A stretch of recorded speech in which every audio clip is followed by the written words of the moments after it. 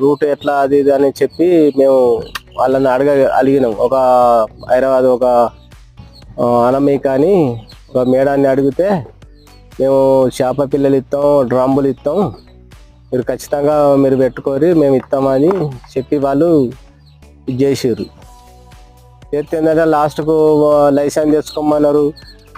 కాకపోతే ఏంటంటే గ్రామ పంచాయతీ నుంచి వెళ్ళి లెటర్ అది ఒకటి తీసుకున్నాం, సబ్సిడీ అన్నీ తీసుకున్న తర్వాత కూడా ఆమె ఇయ్యలేకపోయింది, ఇబ్బంది పెట్టింది, డబ్బులు కూడా